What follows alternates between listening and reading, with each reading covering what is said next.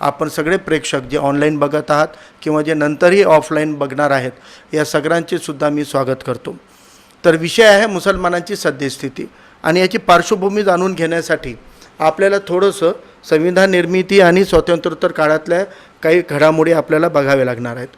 तर आपण एक विषय घेतला होता, एक मुद्दा सुरू केला होता, तांत्रिक अडचणीमुळे आपण डिस्कनेक्ट झालो, पण मी थोडं रिपीट करेन की दुसऱ्या सार्वत्रिक निवडणुकीमध्ये मोहम्मद अली रोड मुंबईमध्ये इथल्या व्यापाऱ्यांनी डॉक्टर बाबासाहेब आंबेडकरांजवळ येऊन विनंती केली होती की आम्हाला निवडणुकीच्या संदर्भात आपलं मार्गदर्शन हवं आहे आणि यासाठी आम्ही आपल्याला इन्व्हाइट करायला आलो आणि आपण येऊन आम्हाला मार्गदर्शन करावं।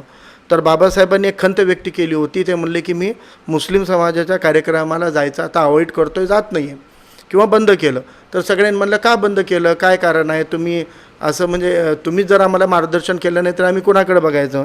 तर बाबासाहेब म्हणले की बाबा मुस्लिम समाजाला कानाला आवडणारं ऐकायची सवय आहे, पण मी तसं बोलू शकत नाही, मी वास्तव मांडतो, सत्य बोलतो आणि सत्य हा कटू असतो, कडवट असतो आणि ते रुचत नाही, पटत नाही। तर सगळे म्हणले नाही नाही, आम्ही स्वतः तुम्हाला इन्व्हाइट करायला आलो आहे, आम्हाला ऐकायचं आहे, तुमचं मार्गदर्शन हवं आहे, आपण किती कटू वास्तव मांडलं तरी आम्ही ते तयारी आहे आमची ऐकायची आणि मानायची।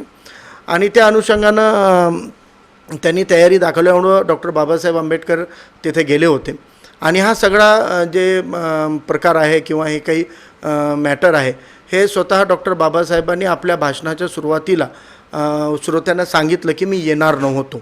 आणि बाबासाहेबांचा हा भाषण महाराष्ट्र सरकारनं छापलेला doctor Babasaheb Ambedkar thoughts and स्पीचेसमध्ये रेकॉर्डेड आहे, त्याच्यामध्ये आलेलं आहे छापून, बहुतेक 27 ते 30 वॉल्यूममध्ये कोणत्या तरी वॉल्यूममध्ये ते आहे, तर आपणही ते रेफरन्समध्ये वाचू शकता। तर बाबासाहेबांनी त्याच्यामध्ये सांगितलं की संविधान सभेमध्ये जेव्हा राजकीय आरक्षणाचा मुद्दा येणार होता त्यापूर्वी मी मौलाना अबुल कलाम आझाद यांना भेटून सांगितलं होतं की बा आपण याच्याविषयी सूचना केली किंवा मागणी केली तर हे बिल मांडताना मी आपल्या सूचनेवरून मुस्लिम समाजातल्या मागासलेल्या घटकांना राजकीय प्रतिनिधित्व लोकशाहीमध्ये भेटला पाहिजे, या आधारावर त्या ड्राफ्टमध्ये त्याला सामावून घेऊ शकतो आणि आपण ही मांडणी त्या सभेमध्ये संविधान सभेमध्ये करावी। तर मौलाना अबुल कलाम आझाद बाबासाहेबांसोबत बसले, त्यांनी पूर्ण विषय समजून घेतला, त्यांनी सगळे जर तर इफ बट जेवढे होते ते क्लिअर करून घेतले आणि ठरलं की ते मौलाना अबुल कलाम आझाद सूचना मांडतील आणि त्याच्यामध्ये दुरुस्ती सुचवतील आणि एक ॲड करायला सांगतील। आता काँग्रेसचं तिथं थोडंसं डॉमिनेट होते काँग्रेस, त्यामुळे सगळ्या बाबासाहेबांना वाटलं की काँग्रेसच्या मुस्लिम पुढाऱ्यांना जर ही सूचना केली तर थोडं चांगलं राहील म्हणून। तर आता त्या सभेमध्ये बाबासाहेबांनी भाषणामध्ये म्हणले की संविधानाची ते सभा सुरू होण्यापूर्वी सभागृहाच्या बाहेर भेटीगाठी होत असताना मला मौलाना अबुल कलाम आझाद त्या सभेसाठी आलेले दिसले, परंतु जेव्हा पार्लिमेंटमध्ये ही सभा सुरू झाली त्या सभेमध्ये किंवा सभागृहामध्ये मौलाना अबुल कलाम आझाद नव्हते। याच्यावरून बाबासाहेबांनी सांगितलं की मौलाना अबुल कलाम आझाद हे मुसलमानांचे पुढारी म्हणून मुस्लिम समाजाच्या मागासलेपणाच्या बाबतीमध्ये भूमिका घेण्याऐवजी त्यांनी काँग्रेसचे पुढारी असण्याची जबाबदारी पार पाडली आणि ते त्या सभेमध्ये आले नाही आणि त्यामुळे मी मुस्लिम समाजाला राजकीय आरक्षण देऊ शकलो नाही, हे डॉक्टर बाबासाहेब आंबेडकरांनी ही खंत व्यक्त केली होती। जेव्हा हे मी वाचलो होतो काही वर्षापूर्वी तेव्हा मला थोडी कमाल वाटली, कारण मी मौलाना अबुल कलाम आझादबद्दल माझे एक धारणा आहे की त्या माणसानं इतक्या कडवट परिस्थितीमध्ये सुद्धा चांगलं काम आणि व्यापक काम केलेलं आहे। एका समाजापुरता नाही, मुस्लिम समाजाला मार्गदर्शन केलंच, धाडस दिलं, त्यांनाही त्यांचं धीर बांधलं, परंतु त्यांनी सगळ्या समाजामध्ये शिक्षण मंत्री म्हणून त्यांनी जे मोठमोठ्या संस्था उभारलेल्या आहेत त्यावरून त्यांच्याबद्दल आदर होता आहे। आणि मी म्हणलं की मौलाना अबुल कलाम आझाद सभेतून कसे काय गेले असतील, जेव्हा ही माहिती घेतली तर मौलाना अबुल कलाम आझादच्या बायोग्राफीमध्ये पण हा उल्लेख आहे। त्यांनी सांगितलं की मला मौलाना अबुल कलाम आझाद यांनी सभा सुरू होण्यापूर्वी बोलावलं आणि विचारलं की मौलाना तुम्ही असं मुस्लिम समाजाला प्रतिनिधित्व मागणार आहात का? तर कलाम म्हणले की हो, बाबासाहेबांसोबत बोलणं झालं आणि मी मागणी करणार आहे। तर नेहरूंनी त्यांना विचारलं की इस्लाममध्ये जातीपाती आहेत का? तर मौलाना आझाद म्हणाले की इस्लाममध्ये नाही आहेत। म्हणजे जर इस्लाममध्ये नाही तर मग तुम्ही जातीवर आधारित आरक्षणामध्ये कशाला हे नवीन प्रकरण काढता? त्यामुळे आपण याच्यामध्ये बोलू नये आणि ह्या सूचना मांडू नये अशी माझी तुम्हाला सूचना आहे आणि आपण ते करू नका. तर मौलाना आझाद म्हणले की बाबा मला त्या सभागृहामध्ये जर मांडण्याची पक्षाच्या व्हीप काढून त्यांनी बंदी घातली तर मी त्या सभेमध्ये राहून काय करणार, म्हणून मी त्या सभेमध्ये अनुपस्थित होतो, ॲब्सेंट होतो. असो. तर आता बाबासाहेबांचा हा जे प्रयत्न आहे तो प्रयत्न कशासाठी होता, तर मुस्लिम समाजाचा प्रतिनिधित्व हा यावा. बेसिकली आरक्षण हा गरिबी हटाव कार्यक्रम नाही आहे किंवा गरिबांना श्रीमंत बनवण्याचा कार्यक्रम नाही आहे. आरक्षणाची किंवा रिझर्वेशनची डेफिनेशन हे आधी आपल्याला समजून घ्यावी लागणार आहे की reservation is a minimum guarantee of representation in the system. म्हणजे कोणत्याही व्यवस्थेमध्ये किमान प्रतिनिधित्वाची हमी म्हणजे आरक्षण आहे. म्हणजे आपल्या सगळ्या घटकांचा प्रतिनिधित्व जोपर्यंत एखाद्या व्यवस्थेमध्ये होत नाही ती व्यवस्था लोकशाहीवाली व्यवस्था होणार नाही. या जाणीवेपोटी सगळ्या घटकांना व्यवस्थित प्रतिनिधित्व भेटलं पाहिजे ही तळमळ डॉक्टर बाबासाहेबांना होती.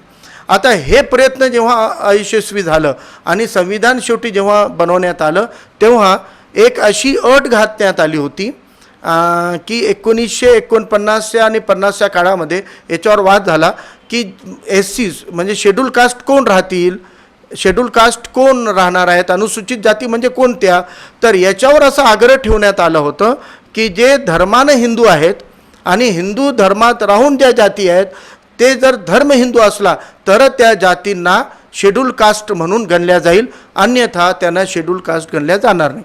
या मागाला हेतू काय होता की या भारतामध्ये राहणारे वर्तमान परिस्थितीमधले जेवढे ख्रिश्चन आहेत, जेवढे मुस्लिम्स आहेत, यामधले जवळपास म्हणजे जर आपण पर्सेंटेजमध्ये सांगायचं राहिलं तर जवळपास 95% मुस्लिम आणि ख्रिश्चन या भारतातले हे मूळ भारतीय आहेत. परंतु यांनी समतेसाठी धर्म बदलला आणि इस्लाम स्वीकारलं किंवा त्यांनी ख्रिश्चन धर्म स्वीकारला. त्यामुळे जर कोणी या जातीतला मागासल्या घटकातला व्यक्तीसुद्धा धर्म बदललेला असेल, हिंदू धर्म नाकारलेला असेल तर तो शेड्यूल कास्ट राहणार नाही असं एक प्रोव्हिजन करण्याचं घटनेमध्ये 341 प्रोव्हिजन ठेवलं. आणि त्याच्या अनुषंगानं पार्लिमेंटमध्ये ठराव घेण्याऐवजी राष्ट्रपतींना ऑर्डिनन्स काढून किंवा एक अध्यादेश काढून राष्ट्रपतींच्या अध्यादेशाद्वारे ते मंजूर करण्यात आलं. म्हणून त्याला म्हणतात प्रेसिडेन्शियल ऑर्डर शेड्यूल कास्ट 1950. आणि हे जवळपास ऑगस्ट 1950मध्ये हे ऑर्डर काढण्यात आलं. आणि नेमकं हाच जे हल्ला आहे हा पहिला हल्ला मुस्लिम समाजावर आणि ख्रिश्चन समाजावर झालेला आहे. आता विशेषतः मुस्लिम समाज, कारण यांची संख्या जास्त आहे, ख्रिश्चन मायनॉरिटीमध्ये मुस्लिम समाज हा बहुसंख्येमध्ये आहे आणि ख्रिश्चन थोडंसं कमी संख्येत आहे. परंतु या दोन्ही समाजाला फक्त या प्रेसिडेन्शियल ऑर्डरचा फटका बसलेला आहे. आणि हे पहिला हल्ला मला वाटते की मुस्लिम समाजाच्या हक्क आणि अधिकारांवर हा संवैधानिक लोकशाहीवाल्या भारतामध्ये झालेला आहे. परंतु संविधान बनवताना बाबासाहेबांना हे माहीत होतं की या पद्धतीनं आपण हे करू शकणार नाही, या व्यवस्थेमध्ये आपल्या मनाप्रमाणे सगळं काही आपल्याला संविधानामध्ये करता येणार नाही. म्हणून शेड्यूल कास्ट शेड्यूल ट्राईबऐवजी इतर मागासलेल्या घटकांसाठी बाबासाहेबांनी संविधानामध्ये ही तरतूद केलेली आहे की येणारी सरकारे मागासलेपणा शोधण्यासाठी एक आयोग गठीत करेल आणि ते आयोग जमिनी लेवलवर काम करून ज्या छोट्या छोट्या जाती हे मागासलेले आहेत यांना आरक्षण देण्याची शिफारस करेल. हा प्रोव्हिजन केलेला होता. परंतु काय झालं, काँग्रेसची सरकार बनली आणि काँग्रेसच्या सरकारमध्ये काळेलकर गुरुजीचा जो एक हे आलेला आहे अहवाल ते आपल्याला माहीत आहे. काय केलं कालेलकरांनी, त्यांनी ते आयोगाचे प्रमुख होते. त्यांनी प्रचंड म्हणजे डोंगर दऱ्यामध्ये जाऊन गावखेड्यामध्ये जाऊन खूप चांगला अहवाल बनवला. परंतु त्या अहवालाच्या कव्हरिंग पेजवर त्यांनी सपशेल लिहून टाकलं की हेच अहवाल आम्ही बनवलेला आहे, परंतु या अहवालातल्या शिफारसी मीच नाकारत आहे. म्हणजे जे आयोग होते, आयोगाचे अध्यक्ष होते, त्यांनी ते जे अहवाल बनवला होता त्यांनीच कव्हरिंग पेज लावून आपल्या त्या अहवालाला नाकारलेलं होतं. म्हणून कालेलकर कमिशनचं किंवा आयोगाचा फायदा हे इतर मागासलेल्या घटकांना म्हणजे OBCमध्ये ज्या येतात त्यांनाही होऊ शकला नाही. आता OBCमध्ये म्हणजे अदर बॅकवर्ड जे कास्ट आहेत त्या OBCमध्ये त्या क्लासमध्ये फक्त हिंदू धर्मातले मागासलेले घटक आहेत का? नाही. ज्या ज्या जाती हिंदू धर्मामध्ये मागासलेले आहेत त्या त्या जाती मुस्लिम समाज म्हणजे त्या जातीत राहून इस्लाम स्वीकारले, पण आजही त्यांचा प्रोफेशन किंवा त्यांचा व्यवसाय तेच आहे, त्यामुळे ते त्याच दर्जामध्ये राहतात, त्याच मागासलेपणावर राहतात. या आधारावर मुस्लिम समाजातले पण आयडेंटिफाय झालेले आहेत.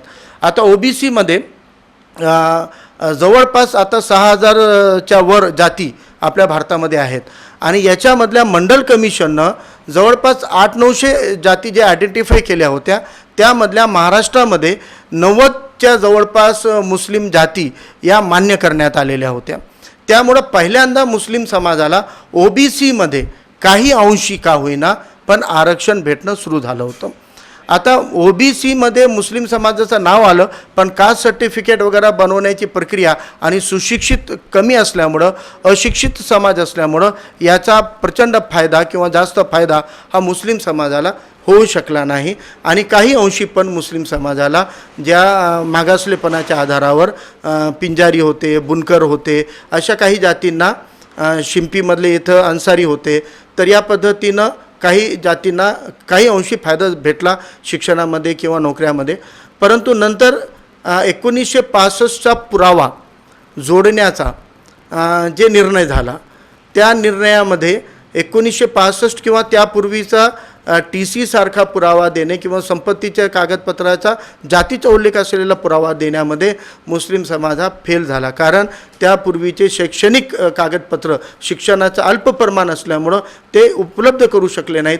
म्हणून जेव्हा हे प्रोव्हिजन झालं याला परत व्हॅलिडिटीचा, तर व्हॅलिडिटीमध्ये मुस्लिम समाज हा आरक्षणाच्या चौकटीच्या बाहेर फेकला गेलं आणि आजच्या तारखेमध्ये 99% मुस्लिम समाज या कोणत्याही आरक्षणाला घेऊ शकत नाही. आत्ता केंद्र सरकारनं काढलेल्या गेल्या 1-2 वर्षापूर्वीचं आर्थिक निकषावरच्या आरक्षणामध्ये काही अंशी फायदा होत असेल तर ते अपवाद वगळला तर इतर कोणत्याही याच्यामध्ये मुस्लिम समाजाला आरक्षणाचा फायदा होत नाही आहे. आता याच्यानंतर म्हणजे ते एक व्हॅलिडिटीचा एक दुसरा हल्ला हा मुस्लिम समाजाच्या हक्कांवर गदा आणणारा ठरला. यानंतर तिसरा आपल्याला माहीत आहे की अनेक शिफारसी आल्या, आयोग गठीत झाले. इंदिरा गांधी सरकारच्या काळामध्ये सुद्धा 2दा त्यांनी आयोग आणि कमिशन बसवले होते, परंतु त्याचे अहवाल हे मांडण्यात आले नाही. त्यानंतर 2006मध्ये सच्चर रिपोर्ट आली आणि सच्चर रिपोर्ट एक पहिली अशी रिपोर्ट आहेत ज्याची मोठ्या प्रमाणामध्ये जनजागृती मुस्लिम समाजामध्ये झाली होती. आणि मोठ्या प्रमाणात जी जनजागृती मुस्लिम समाजामध्ये झाली त्याचं सामाजिक मुवमेंटमध्ये परिवर्तन झालं आणि मुस्लिम समाज जागरूक झाला सच्चर रिपोर्टमुळं. परंतु मुस्लिम समाजात जागरूकता आणण्यामध्ये जसं मुस्लिम समाजाचा सहभाग होता, मुस्लिमेतर समाजाचा सहभाग मोठा होता. OBC नेत्यांनी, इतर डाव्या नेत्यांनी, समाजवादी नेत्यांनी आणि विशेषतः आंबेडकरवादी समाजानं सुद्धा मुस्लिम समाजाला सच्चर रिपोर्टवर जागृत करण्यासाठी प्रचंड श्रम घेतलेले आहेत. आणि याचा परिणाम असा झाला की मुस्लिम समाज हा रस्त्यावर उतरला आणि मागणी करू लागला सच्चर रिपोर्टच्या पूर्ण शिफारशी लागू करण्याची. आणि सच्चरच्या रिपोर्टमध्ये आरक्षणाची शिफारस नव्हती. सच्चरच्या रिपोर्टमध्ये कुठेही मुस्लिम समाजाला आरक्षण द्या हे नव्हती, परंतु सच्चरनं एक शिफारस केली होती की मुस्लिम समाजाचं आर्थिक मागासलेपण आहे, सामाजिक आहे, शैक्षणिक आहे आणि राजकीयसुद्धा आहे. तर या चारही मागासलेपणावर तोडगा काढण्यासाठी याच्यामध्ये काय करता येऊ शकते, सरकार व्यवस्थेत काय बदल करू शकते, याकरिता एक आयोग, स्वतंत्र आयोग गठीत करून आरक्षणसारख्या शिफारसींचा विचार करावा इतकंच उल्लेख आरक्षणासंदर्भात सच्चरनं केलेला आहे. आणि सच्चरच्या त्या शिफारसीच्या आधारे पार्लिमेंटमध्ये जेव्हा दबाव बनला तर त्या तत्कालीन UPA सरकारनं रंगनाथ मिश्रा कमिशन हा मुस्लिम समाजाच्या मागासलेपणावर उपाय काढण्यासाठी गठीत केला होता. आणि रंगनाथ मिश्रा कमिशननं त्या कमिशनमध्ये प्रमुखतः हायलाईट करून सांगितलं की स्वतंत्र भारतामध्ये संविधानावर पहिला हल्ला हे 1950चा प्रेसिडेन्शियल ऑर्डर आहे जे धर्मानुसार व्यक्तीमध्ये भेदभाव करतो. उदाहरणार्थ 1950चा प्रेसिडेन्शियल ऑर्डरचा भेदभाव काय आहे, समजा भंगीचं काम करणारा किंवा घाणीशी जुळलेलं काम करणारा जर धर्मानं हिंदू आहे तर त्याला शेड्यूल कास्टमध्ये घेण्यात आलं आणि घाणीचं काम करणारा धर्मानं मुस्लिम आहे तर त्याला नाकारण्यात आलेला आहे, कारण तो मेहतर झाला होता. म्हणजे फक्त धर्म बदलला पण काम नाही. त्यामुळं हा भेदभाव आहे हे रंगनाथ मिश्र आयोगानं प्रामुख्याने हायलाईट केलं आणि रंगनाथ मिश्र आयोगानं मुस्लिम समाजाला सरसकट 10% आरक्षणाची शिफारस केलेली आहे. आणि या शिफारशीचा पार्लिमेंटमध्ये हाही रिपोर्ट घेण्यात आला नाही आणि या रिपोर्टवर सुद्धा काही सकारात्मक काम झालेलं नाही आहे. आणि त्यानंतर महाराष्ट्रामध्ये विलासराव देशमुख यांच्या सरकारमध्ये महमूदुर रहमान कमिटी गठीत करण्यात आली होती. आता ही कमिटी गठीत करण्यात आली, पण महमूदुर रहमान कमिटीला जी यंत्रणा लागते ती उपलब्ध करून देण्यात, ऑफिस, गाडी नियोजनासाठी हे सगळं देण्यात आलं नव्हतं. तरी महमूदुर रहमान यांनी खूप प्रामाणिकपणे पूर्ण अभ्यास करून एक चांगला अहवाल दिला होता आणि त्या अहवालामध्ये मुस्लिम समाजाला आरक्षण द्यावं हे सर्व मागासलेले जे इंडिकेटर होते त्यानुसार रिपोर्ट सबमिट केलेला होता. आता आपण देशाच्या पातळीवर आरक्षणाचं बोलण्याऐवजी मुस्लिम समाजाच्या महाराष्ट्राबद्दलच्या परिस्थितीवर थोडंसं बोलून घेऊया. कारण महाराष्ट्रामध्ये जी आघाडी सरकार होती, काँग्रेस आणि राष्ट्रवादीची जोड काँग्रेसची आघाडी सरकार होती, त्या आघाडी सरकारला मराठा आरक्षणासंदर्भात खूप आक्रमक आंदोलने झाली. मराठा समाजानं खूप आक्रमक आंदोलनं केलीत आणि सरकारला सडू की पळू करून सोडलं होतं. आणि आता आपल्याला हे सरकार 2014ला संपण्याआधी मराठा समाजाला आरक्षण देणं भाग आहे आणि तशीच एक मागणी आणि तसा सूर मुस्लिम समाजाचा सुद्धा होता. तेव्हा शरद पवारांनी एक खेळी खेळली. त्यांनी मराठा आरक्षणाला जोडून मुस्लिम आरक्षणसुद्धा एक बिल त्याचा किंवा ऑर्डिनन्स मंत्रिमंडळाच्या बैठकीमध्ये केला. आता पहिले तर या जोड काँग्रेसच्या सरकारच्या नियतीवर प्रश्न उपस्थित करता येऊ शकतो की जर तुम्हाला आरक्षण द्यायचं होतं तर तेव्हा आपण विशेष सत्र बोलावून जर असेंब्लीमध्ये विधानसभेमध्ये ते बिल पास करून विधान परिषदेत पास करून राज्यपालाच्या सहीनं लागू केलं असतं तर तांत्रिकरित्या कोणती अडचण आली नसती आणि त्याच्या कायद्यात रूपांतर झालं असतं. 6 महिन्याचा कालावधी निवडणुकीसाठी राहिलेला उर्वरित असतानासुद्धा जोड काँग्रेस सरकारनं फक्त मंत्रिमंडळाचा अध्यादेश काढला आणि मुस्लिम समाजामधले जवळपास 40 त्यांनी आडनावावर आधारित जातीची ओळख घेतली आणि त्याला SBCमध्ये मागासलेले जाती म्हणून त्याचं मान्यता दिली आणि त्या जातीमधल्या मुस्लिम समाजाला आरक्षण लागू केलं. तसंच मराठा समाजाला बहुतेक 16% आरक्षण होतं आणि मुस्लिम समाजाला 5% शिक्षणामध्ये आणि 5% नोकऱ्यामध्ये. परंतु याचे कास्ट सर्टिफिकेट SBCचे बनवण्याची प्रक्रिया सुरूच असताना कोणीतरी हायकोर्टामध्ये जाणारच आणि त्यांनी याच्यावर इस्टे आणल्यावर हायकोर्टाचं हे प्रकरण चाललं आहे. पण महत्त्वाचं आहे हायकोर्टाचा निकाल काय आला. हायकोर्टाचा निकाल आपल्याला सगळ्यांना माहीत आहे की मराठा आरक्षणाच्या शैक्षणिक आणि नोकरीच्या आरक्षणामध्ये रोजगाराच्या दोन्ही आरक्षणाला हायकोर्टानं फेटाळलं होतं त्या तांत्रिक मुद्दे मांडून आणि मुस्लिम समाजातल्या नोकऱ्याच्या आरक्षणामध्ये रोजगाराच्या आरक्षणामध्ये काही तांत्रिक पूर्तता करण्याचे आदेश देऊन त्याला स्टे केलं होतं आणि शैक्षणिक आरक्षणाला हिरवी झेंडी दाखवली होती आणि हे आरक्षण लागू करायचे आदेश दिले होते. परंतु जे कोणी फिर्यादी होते ते फिर्यादी तिथं थांबले नाहीत. फिर्यादी सुप्रीम कोर्टामध्ये गेले आणि सुप्रीम कोर्टामध्ये सुद्धा हायकोर्टाच्या निर्णयाला जसंच तसं सुप्रीम कोर्टानं मान्य केलं आणि त्याला लागू केलं. आणि याचा अर्थ असा आहे की हायकोर्टानं मुस्लिम एज्युकेशन रिझर्वेशनला ग्रीन सिग्नल दिलं होतं. तसंच सुप्रीम कोर्टानं सुद्धा मुस्लिम समाजाच्या शैक्षणिक आरक्षणाला 5% आरक्षणाला हिरवी झेंडी दाखवली होती. परंतु या काळामध्ये सरकार बदललेली होती आणि जोड काँग्रेसची सरकार जाऊन फडणवीस आणि शिवसेनेची BJP आणि शिवसेनेची युती सरकार अस्तित्वात आली होती. आणि त्या काळामध्ये या ऑर्डिनन्सचे 6 महिने संपण्यापूर्वी हे सरकार सत्तेत आलं आणि 6 महिने संपण्यापूर्वी असेंब्लीमध्ये या अध्यादेशाला ठराव बनवून जर पास केलं नाही तर हा अध्यादेश लागू होणार नाही. हे टेक्निकल कारण असतानासुद्धा फडणवीस सरकारनं जातीय द्वेष, धार्मिक द्वेष किंवा मुस्लिम द्वेषापोटी मुस्लिम आरक्षणाचं मराठा मुस्लिम आरक्षणाच्या त्या जॉईंट ऑर्डिनन्समधला मुस्लिम आरक्षणाचं फाडून टाकलं आणि मराठा आरक्षणाला ठराव बनवून पास केला. परंतु मुस्लिम आरक्षण जे हायकोर्ट आणि सुप्रीम कोर्टानं पारित केलं त्याला नाकारलेलं आहे. आणि काय म्हणून नाकारलं की धर्माच्या आधारावर आरक्षण देण्याची तरतूद संविधानात आहे की नाही हे तपासण्यासाठी आम्ही हे थांबवलेलं आहे. तर मला एक सांगायचं आहे की कोणताही सरकारचा निर्णय हा संविधानाच्या चौकटीत आहे की नाही हे बघण्याचंच काम हायकोर्ट आणि सुप्रीम कोर्ट करत असते.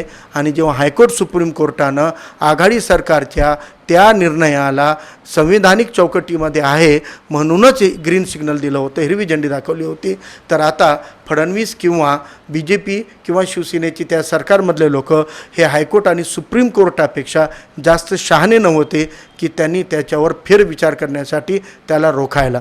परंतु या रोखल्यामुळे हा एक तिसरा हल्ला मुस्लिम समाजावर झालेला असं मी मानतो की जर हा आरक्षण कायम राहिला असता तर काही अंशी मुस्लिम समाजाला शैक्षणिक क्षेत्रात तरी किमान काही हे भेटलं असतं. परंतु असो, या पद्धतीनं मुस्लिम समाजाच्या आरक्षणाचं हे वर्तमान आहे. आणि आपल्याला माहीत आहे की आता केंद्रामध्ये आर्थिक निकषावर आरक्षण हा मोदी सरकारनं पहिल्या टर्ममध्ये मंजूर केलेला आहे आणि त्याचा काही अंशी फायदा आर्थिकच्या निकषावर ओपन क्लासवाल्यांना भेटतो आहे. परंतु RSSवाल्यांची एक चाल असते की कोणताही कायदा लागू करताना ते आधी ते जे इतर घटक आहेत, जसं गुजरातमधले पटेल असतील, महाराष्ट्रामधले मराठा मुस्लिम समाज असतील जे आक्रमक आरक्षणाला, राजस्थानात ते गुज्जर समाज असतील किंवा हरियाणामधले जाट समाज असतील, अशा लोकांना ते थोडंसं पहिले प्रायोरिटी दाखवतील की तुम्हाला बघा त्या आरक्षणाचा फायदा होतो आहे आणि नंतर मात्र त्या आरक्षणामध्ये कैची लागणार आहे याबद्दल काही दुमत नाही. परंतु आरक्षणाच्या बाबतीमध्ये मुस्लिम समाजाला या व्यवस्थेमध्ये जे एक प्रतिनिधित्व भेटायला पाहिजे होतं शिक्षणामध्ये आणि रोजगारामध्ये ते भेटू शकलेलं नाही. आपण सच्चर रिपोर्टच्या इतर शिफारशींवर थोडंसं लक्ष घालू. सच्चरनं सांगितलेलं आहे की सच्चरनं सांगितलेल्या परिस्थितीमध्ये सुधार झालेलं नाही आहे, उलट त्याच्यामध्ये आता ते प्रमाण अजून कमी झालेलं आहे. म्हणजे शिक्षणामधला मुस्लिम समाजाचा प्रमाण हा समाजाच्या स्वतःच्या पुढाकारामुळं सुधारलेला आहे. परंतु सरकारचे कोणते विशेष प्रयत्न त्यांना मुख्य प्रवाहाच्या शिक्षणात आणण्यासाठी झालेले नाहीत.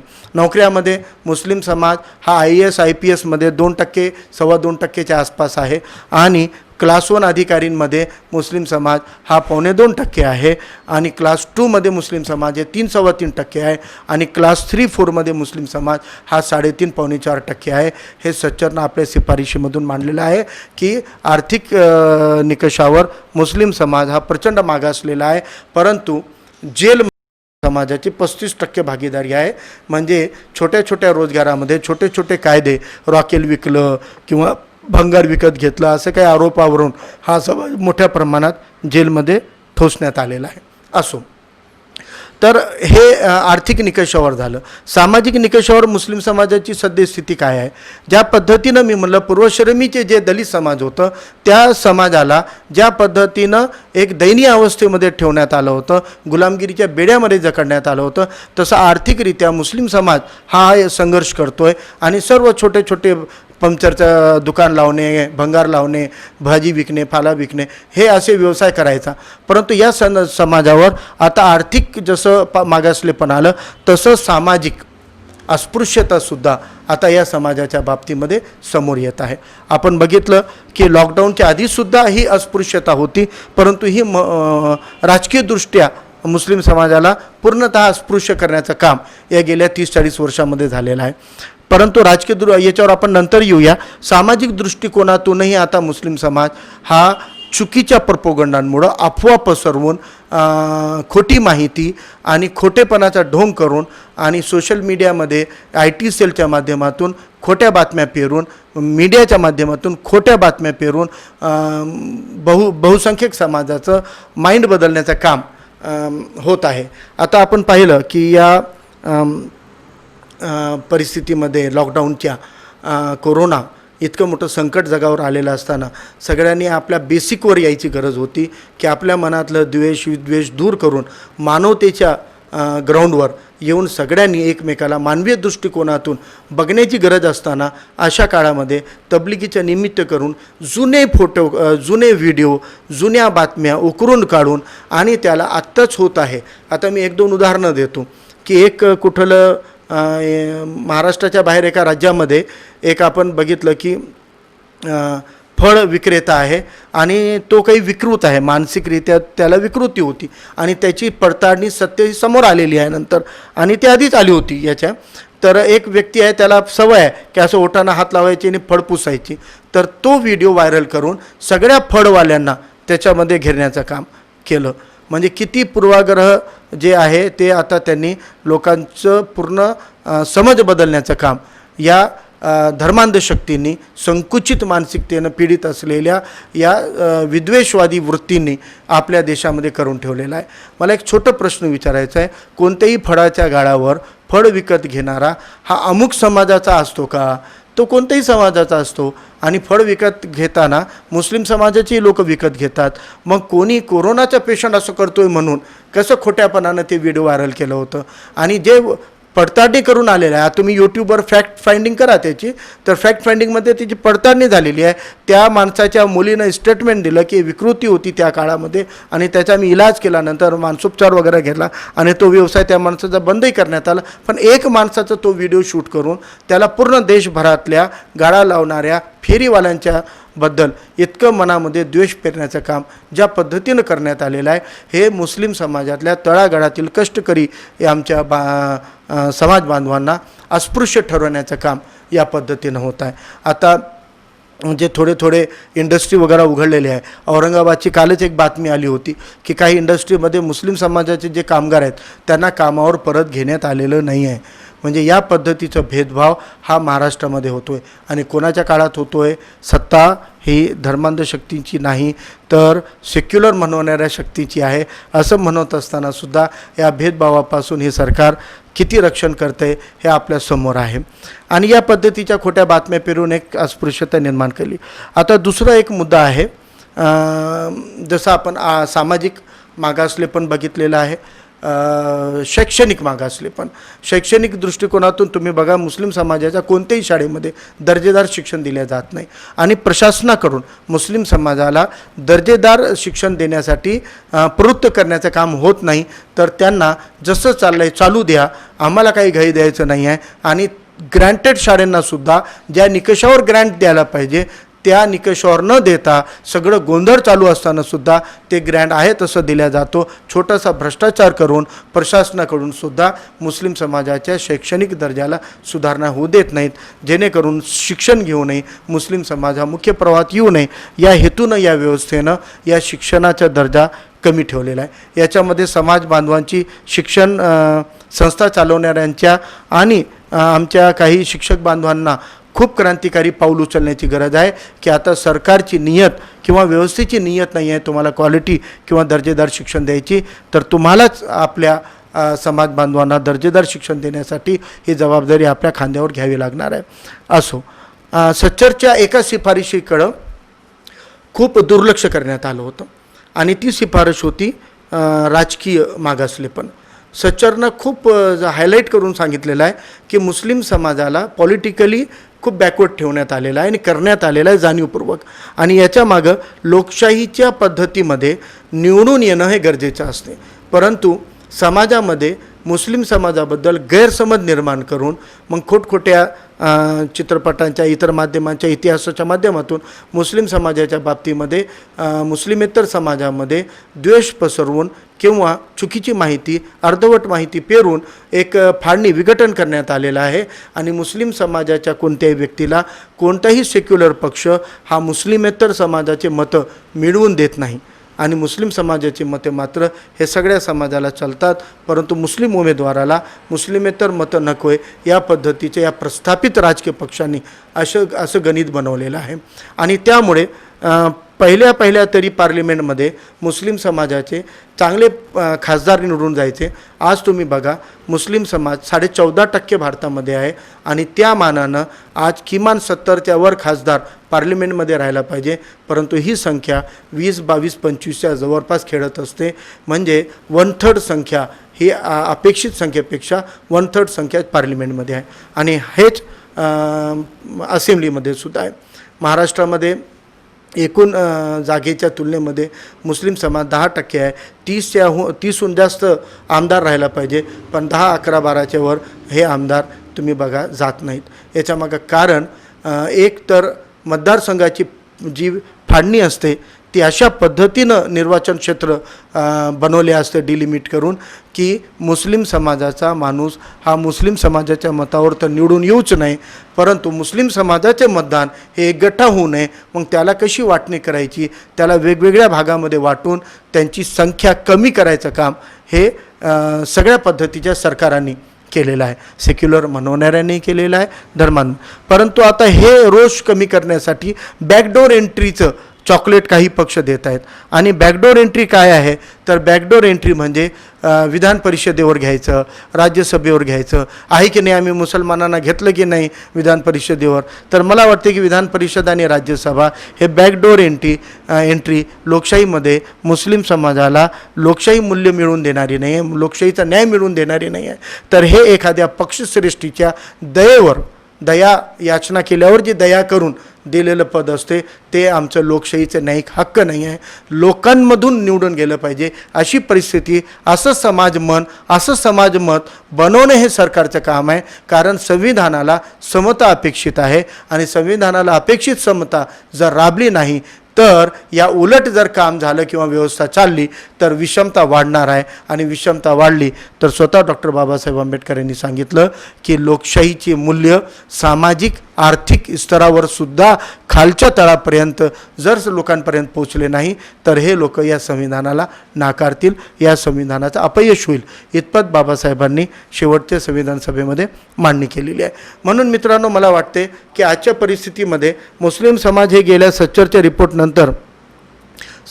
रिपोर्टनंतर मुस्लिम समाज हा कसा तरी लोकशाहीच्या प्रक्रियेमध्ये आला होता, आंदोलन करत होता, लोकशाही पद्धतीनं आंदोलन करत होता, रस्त्यावर उतरायचा. परंतु मॉब लिंचिंगसारख्या घटना 2014 नंतर ज्या वाढल्या, याच्यातून मुस्लिम समाजाला आरक्षणचा मुद्दा सोडा, संरक्षण त्याच्यापेक्षा जास्त महत्त्वाचं आहे. म्हणून आरक्षणाच्या मुद्द्यानं मुस्लिम समाजाला मुख्य प्रवाहात आणलं किंवा आंदोलनाच्या रस्त्यावर आणलं होतं.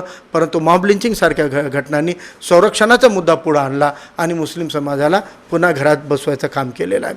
तर आता जे सगळ्यात मोठं षडयंत्र हे मोदी सरकार किंवा NDA सरकार करत आहे ते मुस्लिम समाजाचे नागरी अधिकार हिरावून घेण्याचं आणि मुस्लिम समाजानंतर इतर समाज घटकांचे सुद्धा नागरी अधिकार जे आहेत ते हिरावून घेण्याचं षडयंत्र, मतदानाचा अधिकार हिरावून घेण्याचं आणि सरकारी शाळांमध्ये शिक्षण घेण्याचं, सरकारी व्यवस्थेचं नागरिक म्हणून जे हक्क अधिकार आहेत त्याच्यापासून वंचित करण्यासाठी CAA नावाचं जे कायदा केलेला आहे आणि NPR NRCच्या नावानं जे षडयंत्र सुरू आहे. लॉकडाऊनपूर्वी जे 1 एप्रिलपासून ते लागू करणार होते NPR, परंतु लॉकडाऊन आणि कोरोनामुळं ते करू शकले नाही आणि सगळ्यांनाच डिटेन्शन कॅम्पमध्ये म्हणजे आपापल्या घरामध्ये बसावं लागलं.